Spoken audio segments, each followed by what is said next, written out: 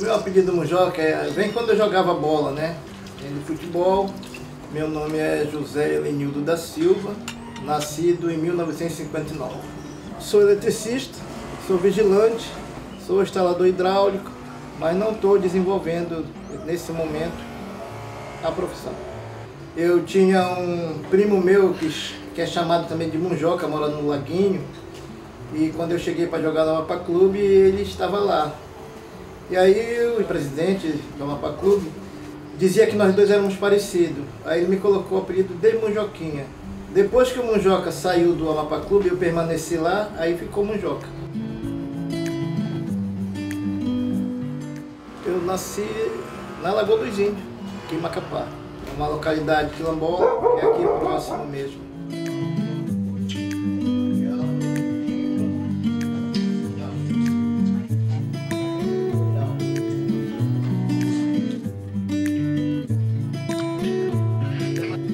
Meu bisavô era o dono desse bairro. O governador Aníbal Barcelos conversou com meu bisavô e meu bisavô veio a vender as terras para ele. E aí formou o bairro do Congós, que começava da 13 de setembro até aqui ao final. Após alguns anos, da Raimundo Machado para lá, é Novo Buritizal.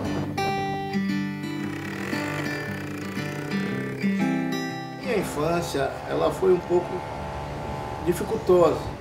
Passei muita fome, muita dificuldade. Às vezes a gente estava na roça, não tinha o que comer. Às vezes a gente estava tirando pissarra, porque tive que parar os meus estudos para ajudar minha mãe, ajudar minhas irmãs que estavam estudando. E foi uma infância que eu desejo para que nenhuma outra pessoa tenha. Mas a gente conseguiu, graças a Deus. Então é por isso que eu me tornei assim, um agente comunitário, que está trabalhando para ajudar o povo, a comunidade. Quando eu comecei a fazer esse trabalho comunitário, foi em 1980. Eu comecei pelo bairro Santa Rita, depois mudei para o Alvorada, lá permanecendo esse trabalho. E de 2002 até agora, eu estou desenvolvendo no bairro do Congós. Faço isso de coração porque eu gosto, porque eu tenho uma mulher que me ajuda, né? Costura e tem hora que tem que tirar de dentro de casa, que às vezes a gente não tem, para ajudar. Nós temos os comerciantes também que de vez em quando nos ajudam, quando a gente vai lá com eles conversar e pedir. Eu tenho um grande empresário em Breves, que quando ele me vê na rede social pedindo alguma coisa, ele já me liga. Para mim é muito gratificante eu ter esses parceiros que visam que o meu trabalho é um trabalho sério. A tecnologia ela veio ajudar muito. E aí a gente entra no Facebook, entra no WhatsApp, nos grupos. É isso que a gente tem feito aqui dentro, a tirar identidade, registro de nascimento. Isso tudo são trabalhos voluntários, que a gente consegue, através de parceiros, ajudar a comunidade. O Conselho de Segurança funciona da seguinte maneira. Ele é formado por lideranças e entidades do bairro. Os presidentes de conselhos que votam o presidente da federação. Qualquer entidade que esteja devidamente legalizado com seu CNPJ, ela tem uma cadeira dentro do conselho. Pode ser igreja, escola. E de 2004 para cá, eu representando o conselho, as pessoas nunca deixam eu sair.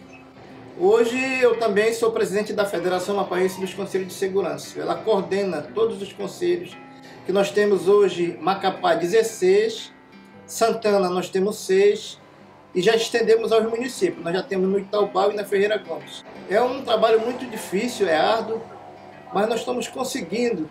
Nós não podemos deixar em cruzar os braços de ver pessoas passando o que a gente passou naquele momento e a gente não fazer nada.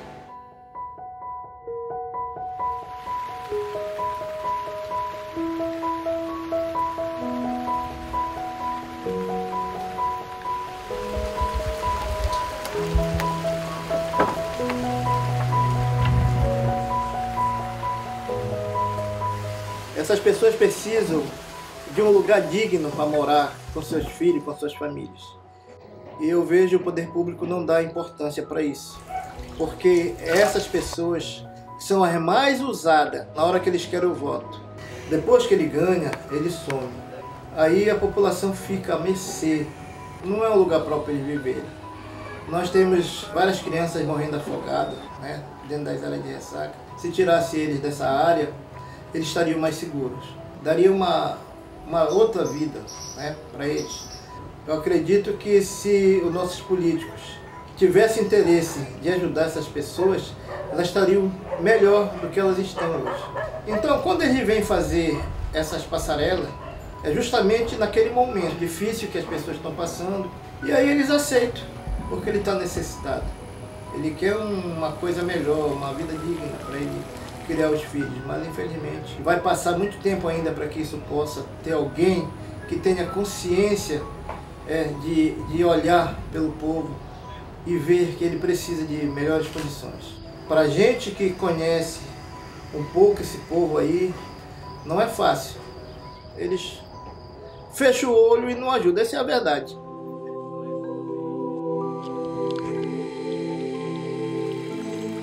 O problema de água aqui ele é sério, não só aqui no nosso bairro, mas quanto toda a cidade de Macapá. Nós temos aqui o rio Amazonas aqui na nossa frente. Às vezes passa 2, 3 dias sem ter água. Quando chega a água, ela vem aquele puro barro, igual um tucupi a água. Nessas passarelas aí, você vai ver que tem 4, 5, 6, 8 bombas puxando água. Luz elétrica também aqui. Ela é muito alta. Falta energia direto aqui. Você vê fio de energia transitando na sua cabeça. Você tem que estar se abaixando porque está muito baixinho. A CEA diz que na área de ressaca ela não pode fazer nada. Nem aquela iluminação pública, ela acha que não é o papel dela na área de ressaca, porque o pessoal não paga a energia. Há um mês atrás, perdemos um grande amigo nosso que ele foi ligar a bomba dele, o vizinho deixou os 2 fios ligados dentro d'água. E aí, pela infelicidade, ele pisou nos 2 fios. Aí morreu na hora.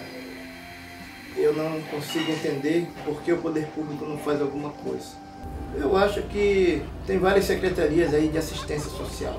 Era o papel deles de vir nessas áreas, conversar com as famílias, cadastrar, ver o que precisam.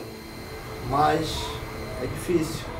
Somente as lideranças aqui do bairro tem que se unir, falar só uma língua, correr atrás, porque todo o poder público, se ele não for provocado, ele não vem. Nós que temos que ir até ele para reivindicar o que a nossa comunidade está precisando.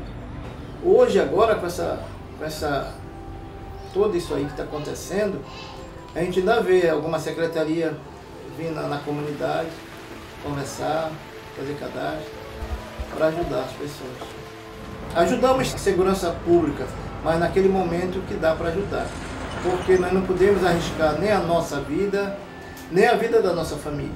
Essa é a dificuldade que o povo passa nas áreas de ressaca. O melhor para eles seria retirar todos e quando tirasse essas pessoas, não deixasse mais ninguém invadir para fazer mais casas.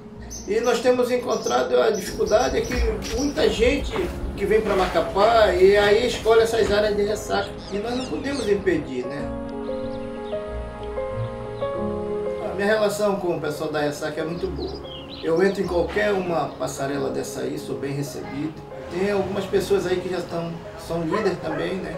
Que também fazem o trabalho deles. Mas a cobrança e o pedido é para mim. A gente tenta resolver. Não é fácil a vida aqui, não. Muita gente pensa que eu moro num casarão. Quando chove, enche tudo. Porque a água, quando é muito grande, ela sobe ali, ela invade aqui. Gostaria de amenizar essa dificuldade que eu passo, né? Eu gostaria de voltar a estudar. Eu penso muito. Mas o meu dever de casa eu já fiz. Meus filhos, todos estão formados.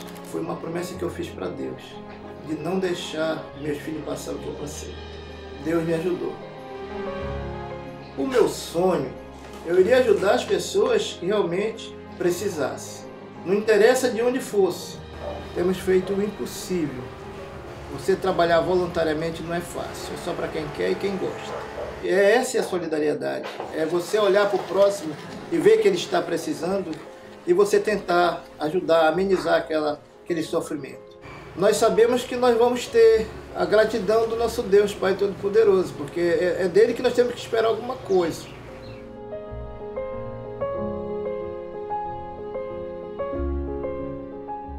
Tudo que eu faço de ajuda ao próximo, eu faço de coração, não faço para cobrar depois. Mas é dificilmente eu dizer que não posso. Por causa que eu corro atrás, meus parceiros, e assim a gente vai amenizando a vida de quem nos procura. Eu queria dizer às pessoas que a gente pudesse se unir e fazer um trabalho em conjunto em favor desse povo. Eu creio que a gente pode amenizar muito mais do que a gente faz. A cidade precisa de união como um todo. Nós trabalhamos na linha de conscientização. Falta só o nosso povo entender.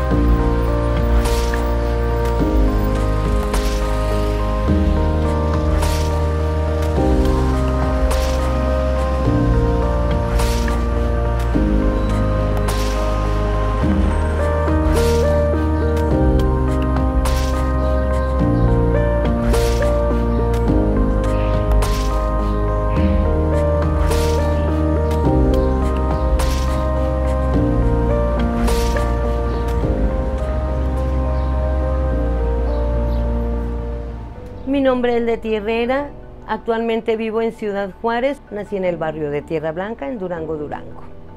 Yo llegué aquí a Ciudad Juárez aproximadamente como en el 2007. Mis hijos se vinieron a buscar una oportunidad de vida aquí a Ciudad Juárez y pues me quedo yo solita en Durango y pues me viene la necesidad de seguir a mi familia. Soy comerciante, estoy iniciando un pequeño taller de piñatas. Encuentro una persona maravillosa que es mi actual pareja. Algo nos jalaba para acá, para Ciudad Juárez. Aquí al fraccionamiento Senderos de San Isidro llego entre el 2017 y 2018 aproximadamente. Pues yo creo que como la de cualquier ama de casa o cualquier comerciante o cualquier ser humano, ¿no? El poder tener la tranquilidad de tener un lugar seguro, digno donde vivir, eso era lo que yo esperaba.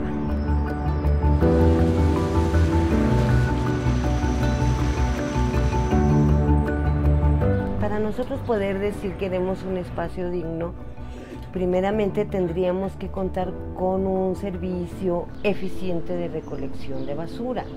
Pues en realidad no fue en todo el municipio, fueron partes nada más. Hacen falta muchos espacios educativos, pero sobre todo nos hace falta más maestros. Pues a qué nos hemos tenido que enfrentar. Uno de los principales problemas es a la inseguridad, a tener que estarle picando día con día las costillas al gobierno municipal por nuestro alumbrado, porque si no tenemos luz en nuestra casa, somos punto rojo para los malvivientes. Por la fuerte situación violenta que vive Ciudad Juárez, mucha gente ya no tiene estabilidad en una sola casa. El no tener suficiente agua en nuestras colonias también es muy importante. Es por ello que mucha gente prefirió irse y dejar sus créditos abandonados, sus casas que tanto esfuerzo les costó. Somos tantas colonias ya en Ciudad Juárez y es poca la ayuda que tenemos en cuanto a seguridad municipal, estatal y federal. Otro de los problemas es algo que nos las cambió a todos, que es la etapa tan difícil que hemos vivido con el coronavirus. La falta de espacios médicos, la falta de medicamentos y muchas veces pues con pena la negligencia. Muchas veces los cierres de los puentes. A Juárez lo paraliza totalmente porque nos evitan entrar a Estados Unidos y paralizan las empresas que están aquí, que si ellos tienen derecho a venir a nuestro país, porque nosotros no tenemos derecho a ir al de ellos. Pero a final de cuentas siempre les hemos puesto la muestra porque México ha demostrado que es un país totalmente productivo, trabajador y yo creo que como los mexicanos no hay ningún país que lo compare.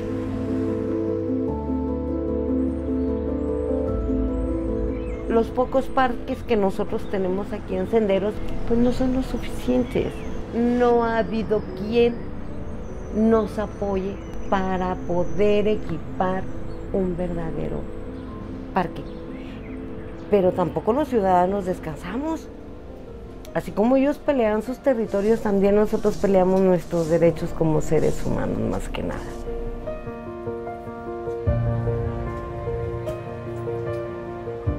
Actualmente yo represento a los vecinos del fraccionamiento Senderos de San Isidro como consejo vecinal. Decidí yo velar por los intereses de la gente porque yo creo que sería eso. Cuando me doy cuenta que hay niños entre 10 y 12 años que están totalmente sumergidos en el mundo de las drogas y que me doy cuenta de que se desintegran muchas familias porque tanto papá como mamá tienen que salir a buscar pues algo en lo económico y los niños se quedan muchas veces solos. Insisto, tener un lugar digno, un fraccionamiento digno donde vivir y teníamos que cuidarlo nosotros mismos. Concientizo a mi familia de que en esta vida todos tenemos que ser un equipo y los mejores aliados que tienes a tu lado pues son tus seres queridos Y pues ahí también aprovechamos de alguna manera el podernos organizar con la comunidad, pero primero iniciamos el trabajo desde casa, lo planeamos, lo sintetizamos en su momento y lo ejecutamos ya con el apoyo de la comunidad. De actividades que tienes que realizar como familia, nada más que con la única diferencia de que mi familia lo transfiere hacia la comunidad. Creo que eso es algo muy importante porque hemos aprendido demasiado de la gente, hemos aprendido a conocernos y nos organizamos por medio de las redes, que forma parte importantísima en la actualidad. Yo creo que es todo, porque si tenemos que hacer un servicio, digámoslo, social, pues tratamos de solidarizarnos todos y apoyar en nuestra medida. Si hay la necesidad de ir un poquito más allá, pues ¿por qué no visitar funcionarios? ¿Por qué no visitar organizaciones sociales? ¿Por qué no visitar los diferentes niveles de gobierno? Yo creo que es todo. Si las autoridades realmente no pueden con un parque, nosotros, Senderos de San Isidro, les demostramos que hay tanta capacidad por parte de los vecinos que hasta los niños de 2 años andaban ayudando a restaurar su parque. ¿Y qué fue lo único que recibimos? Sí, tener un parque hermoso. Nosotros nos estamos preocupando por tener plantas, nos estamos preocupando por tener bebederos, y que cuantas veces rompan las llaves, cuantas veces se las vamos a poner. A ver quién se cansa primero. El Consejo Canaleja se fundó, tiene muy bonita historia. Se da la inauguración de un lugar que se llama Tumayo en Parajes de San José, nuestro vecino fraccionamiento, pero yo lo que pedía en ese momento era algo por lo que estamos sufriendo mucho, y no es privativo de Senderos de San Isidro, es a nivel tantas muertes ilógicas, tristes y lamentables que hemos tenido, y muchas veces de jovencitas que tienen 14, 15 años, y eso fue lo que me llamó a acercarme para buscar una reunión con los cuerpos de seguridad. ¿Y cuál es mi sorpresa? Que bendito Dios, nos mandan un facilitador comunitario de desarrollo social como Consejo Canalejas. Yo, en lo personal, lo describiría como un grupo solidario. Yo creo que es un grupo propositivo, porque es un grupo inquieto y sobre todo un grupo autónomo económicamente, y no se preocupan por ver si nos van a dar una despensa o si nos van a dar una cobija, ¿no? Se preocupan por la creación de fuentes de empleo por medio del reciclaje. Amamos verdaderamente a Senderos de San Isidro. Senderos de San Isidro tiene un ángel guardián, pero me siento líder porque he tenido la oportunidad de ir al frente de las personas. Posteriormente nos llega otra bendición. Esa bendición se llama Vecinos de Ciudad Juárez. Tenemos muy buena relación y hemos logrado muchos apoyos, porque yo creo que somos uno de los pocos consejos comunitarios que fueron constituidos por parte de Desarrollo Social, que nos hemos hecho responsables de las necesidades de nuestra comunidad. El primer medio por el que nosotros empezamos a organizarnos y a conocernos principalmente como vecinos fue pidiendo número de teléfono. Hemos logrado crear un grupo bastante fuerte. Ahorita tenemos alrededor de 100 personas dentro del grupo que están en WhatsApp. De alguna manera para nosotros es nuestro botón de pánico, preservar su integridad como personas. Que ahorita estamos creando un fuerte grupo de lectura. Temprano de toda esa piedra que nosotros estamos picando, pues vamos a tener un gran monumento al trabajo de nuestra gente. Pues hemos tenido muchos, la verdad. Uno, y quizás a lo mejor se oiga triste, pero pues yo creo que es lo primero en lo que debemos de pensar. Los apoyos funerarios sin costo alguno para los dolientes. Hemos logrado despensas, impermeabilizante para nuestras casas, hemos logrado pintura, hemos logrado útiles escolares, hemos logrado kit de apoyo por la situación pandémica, hemos logrado medicamentos y algo muy importante, hemos logrado becas para mamás trabajadoras. Creo que no terminaríamos para cuántos, ahorita tenemos alrededor de 15 becados preparatorianos, tenemos alrededor de 60 en todo lo que es senderos de San Isidro por parte de Bienestar Social, tenemos alrededor de 50 de secundaria y yo creo que conforme va pasando el tiempo tenemos que ir aumentando porque las necesidades de cada quien. Eso hemos obtenido kit para niños de 0 a 6 meses completamente sin ningún costo, donde viene su tina de baño, o sea, todo lo que implementa para la necesidad de la limpieza de un bebé. Hemos tenido sillas de ruedas, hemos obtenido aparatos quirúrgicos, hemos obtenido condonaciones, que ahorita en la actualidad es muy difícil, ya como vecinos, como grupo organizado, pues la condonación de deudas en el Hospital General. Yo tengo todavía fe en que vamos a lograr concientizar a la gente y créemelo, yo te voy a presentar un fraccionamiento renovado totalmente, con mejores servicios, con mejores niños, con mejores jóvenes y sobre todo con mayor seguridad, donde mis niños y mis niñas puedan atravesar su parque con tranquilidad.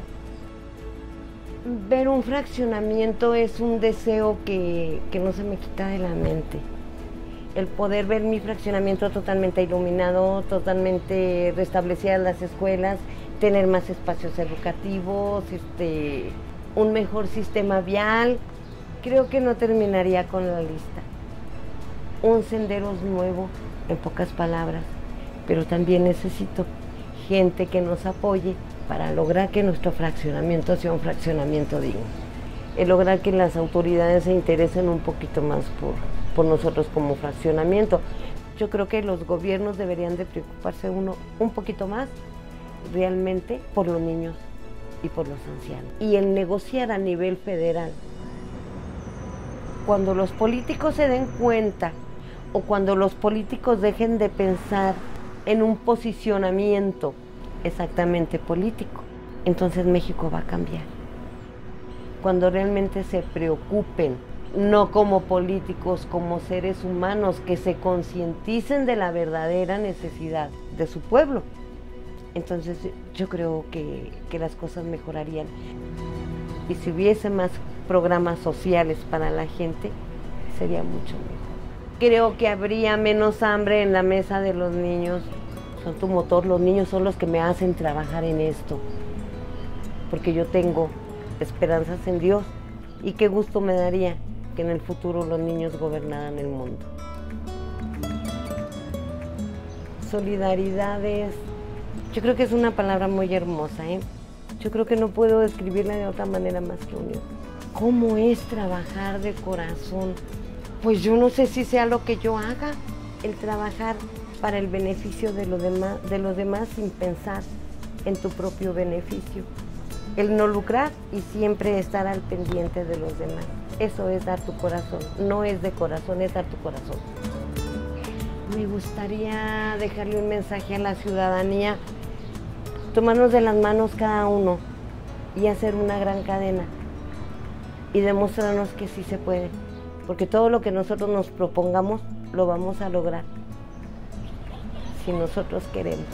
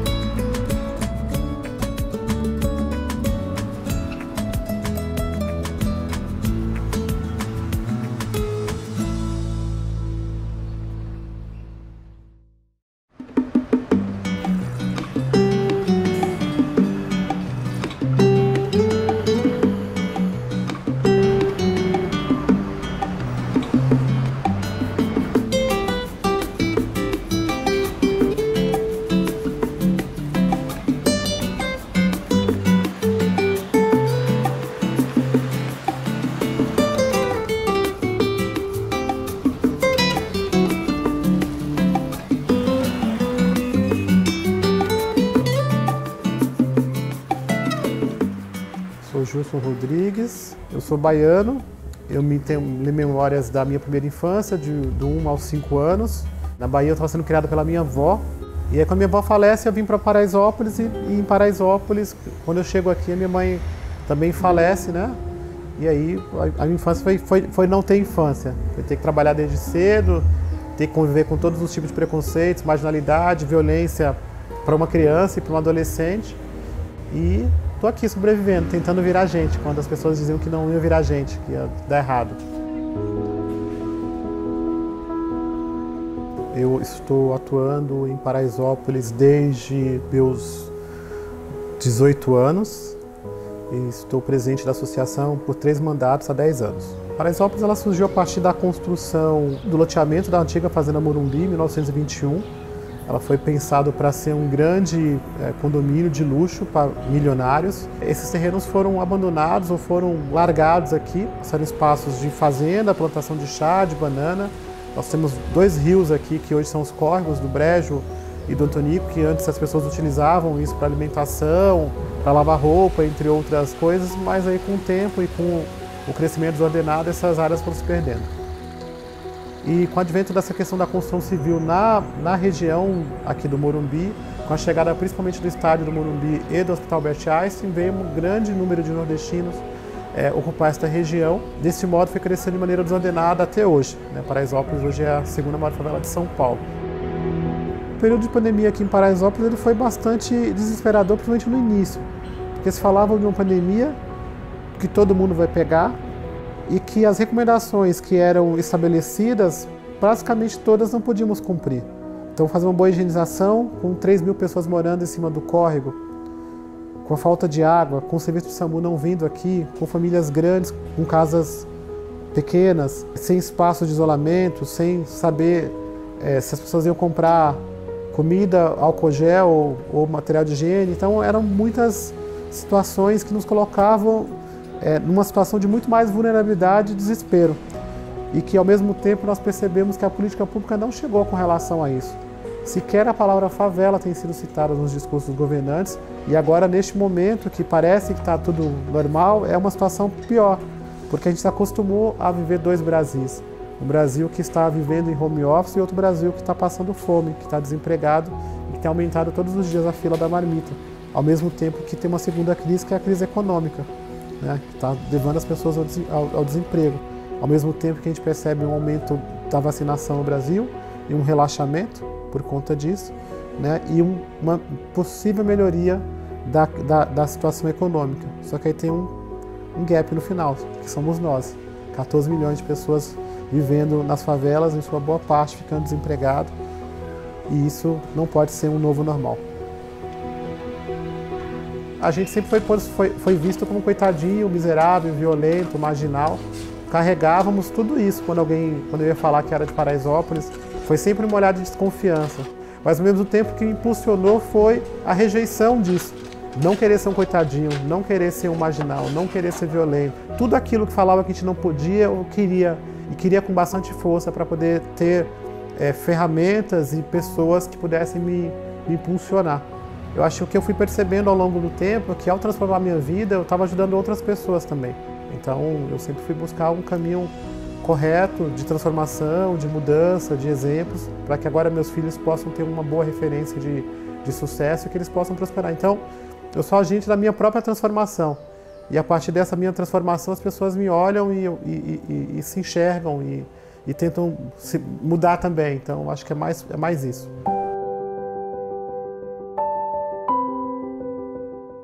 Eu não decidi me tornar um agente de mudança em Paraisópolis. As coisas foram acontecendo à medida que eu tentava me mudar, melhorar a minha vida, melhorar as minhas condições, ter família. O que eu cresci ouvindo foi sempre de que, por fato de ser filho da muda, não ter pai, não ter mãe, eu cresceria e viraria bandido, eu não prestaria, eu seria uma pessoa ruim.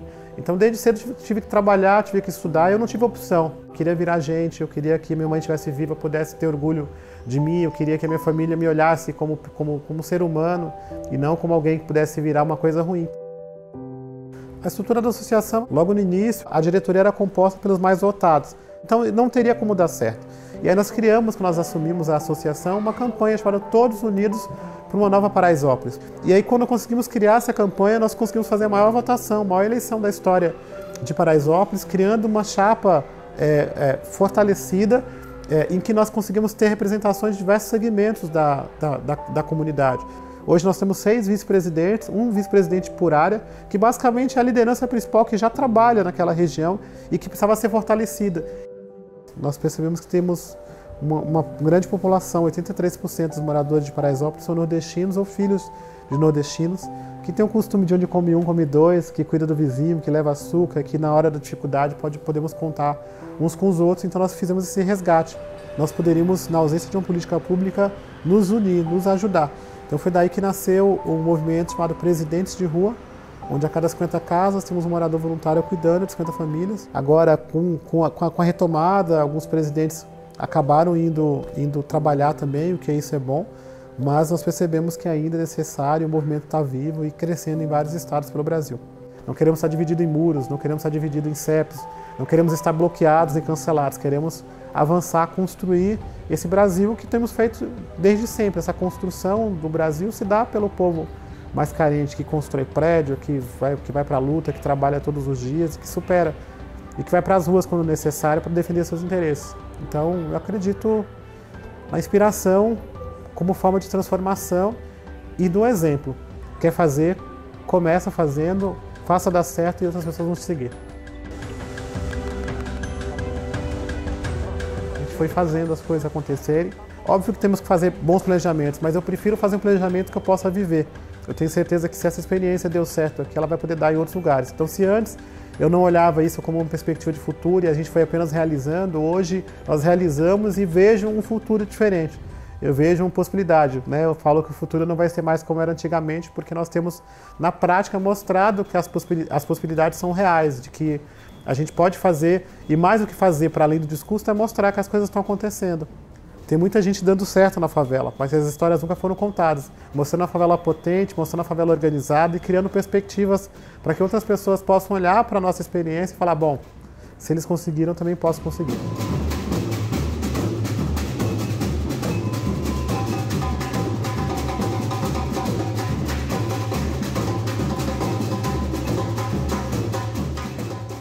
Eu quero que o Brasil cresça, eu quero que as pessoas possam se desenvolver, que elas possam realizar seus sonhos. E o principal desafio é a forma como as pessoas nos enxergam. A gente, por vezes, é sempre visto como marginal. Quando a gente fala de favela potente, ou do G10 das favelas, um bloco de líderes que está empreendendo e que está transformando a vida, as pessoas falam, nossa, isso é verdade, porque se criou-se uma situação de pobreza e violência da favela e isso inibe o nosso crescimento econômico, pessoal, humano. Então nós temos que destravar.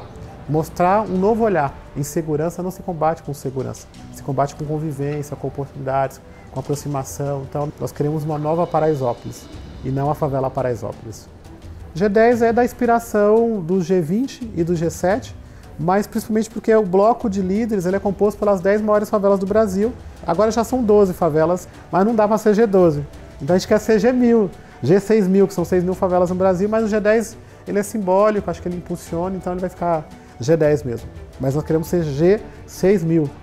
Nós criamos aqui o maior programa de urbanização do mundo e a gente aproveitou muito um momento que falavam de uma nova classe média, que foi quando descobriu que na favela tinha dinheiro. E ao mesmo tempo nós olhávamos para as empresas que nós consumíamos e elas não estavam dentro da favela.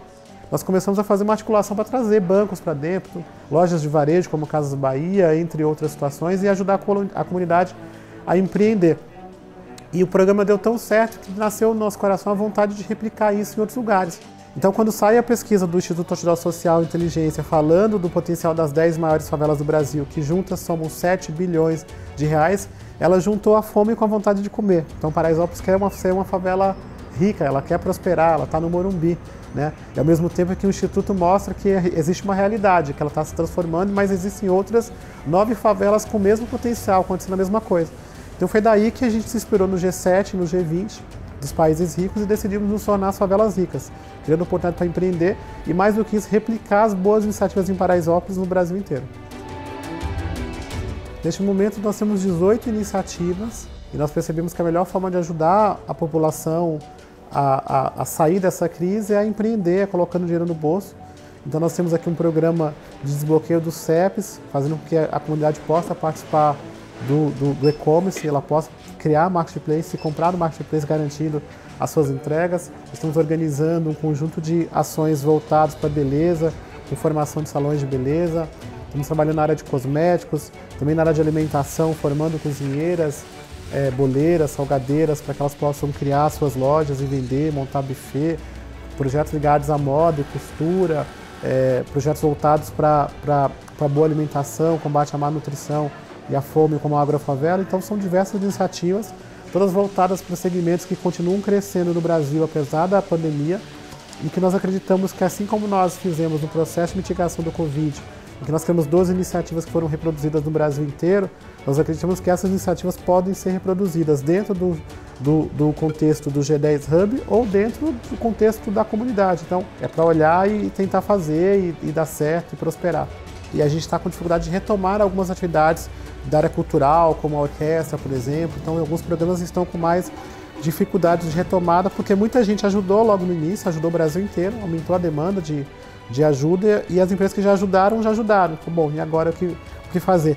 Então, tem programas de retomada também das ações culturais, então a gente está olhando como fazer isso. À medida que prosperar, a gente acredita que vamos criar programas e projetos sustentáveis mantidos a partir da própria comunidade.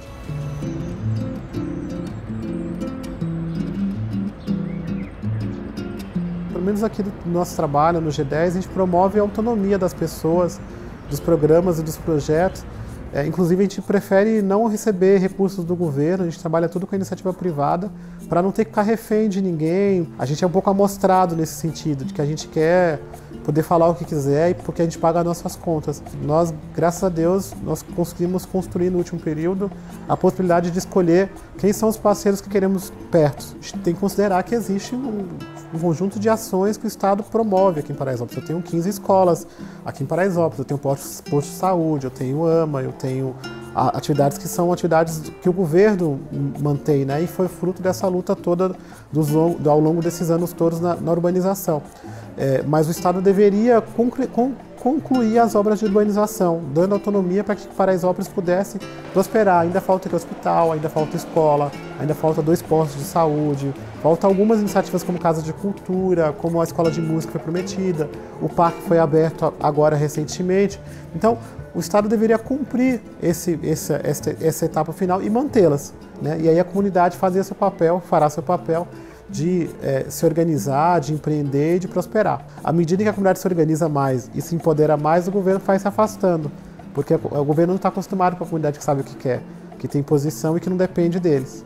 Meu maior desafio é a forma como as pessoas me enxergam, porque por vezes as pessoas estão olhando para mim e para a favela de maneira violenta, marginal, de maneira em que não vai me ajudar a me transformar, que não me apoia, mas que me coloca mais para baixo. E eu sei que a favela não é violenta, que ela não é carente, que ela não é marginal, ela é potente, ela precisa de oportunidades para se transformar. Então, assim como eu tive várias mãos que foram me buscando, né? Eu não tive pai nem mãe, mas tive várias mães e muitos pais que foram me ajudando ao longo desse período, me dando oportunidades para que eu pudesse estar aqui hoje, criando oportunidades para outras pessoas. Esse novo Brasil só vai ser feito através da união das pessoas, não separando por CEP, não acreditando que o novo normal deve ser um novo normal que represente mais pessoas desempregadas, mais pessoas passando fome, crianças fora da escola. Eu não acredito num Brasil do Alphaville e do Alfavela. Eu acredito num Brasil único, em que as pessoas se unam, que as pessoas se amem e que transforme o Brasil numa grande nação. A nossa maior vitória está acontecendo todos os dias, que é de conseguir ajudar as pessoas. É conseguir tirar alguns paradigmas da cabeça, de pobreza, de violência. Eu acho que isso é um desafio ainda muito grande. Para o futuro, nossa ideia é que, quando alguém falar de programas de transformação no mundo, que lembre do G10 e que a gente consiga inspirar o Brasil e o mundo de que é possível se transformar. Todo mundo quer o melhor, então que a gente possa ter melhoras para todos, né?